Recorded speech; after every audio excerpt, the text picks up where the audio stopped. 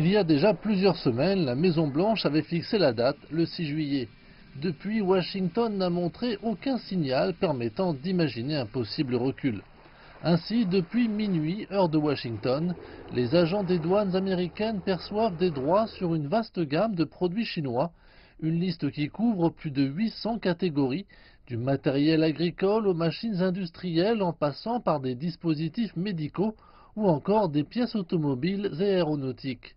Au total, on parle de 34 milliards de dollars. Le président américain Donald Trump insiste sur le fait que les tarifs douaniers sont nécessaires pour uniformiser les règles du jeu.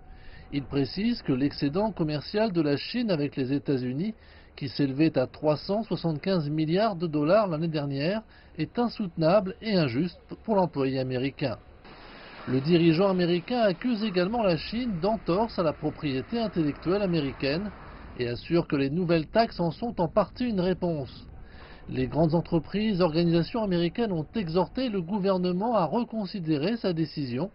Le chef de la Chambre de commerce des États-Unis a mis en garde, estimant que ce serait finalement l'ouvrier américain, les entreprises américaines et les consommateurs américains qui souffriraient d'une guerre commerciale.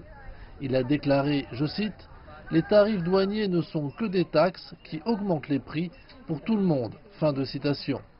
On estime que 99% des articles taxés sont des biens issus de la chaîne d'approvisionnement, en l'occurrence des éléments qui seront intégrés à d'autres plus importants, souvent des produits fabriqués aux États-Unis destinés au marché local. Ces nouveaux droits de douane s'ajoutent à ceux que le gouvernement Trump avait infligés plus tôt cette année sur les importations de métaux non seulement chinoises, mais aussi de plusieurs partenaires commerciaux occidentaux de Washington. Et les représailles n'ont pas tardé. Le Mexique a présenté jeudi la deuxième partie d'une série de droits de douane de 3 milliards de dollars sur les produits américains, la plupart des produits agricoles.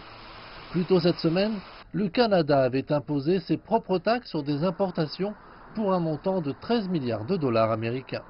L'Union européenne a approuvé une série de tarifs douaniers portant sur environ 3 milliards de dollars de marchandises américaines.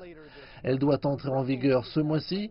Bruxelles menace maintenant de taxer davantage de biens américains pour une valeur de 3 milliards de dollars si le président Trump décidait de poursuivre son projet de taxation des voitures européennes. Si ce conflit dégénère en une guerre commerciale à grande échelle, il faudra alors probablement le combattre sur plusieurs fronts.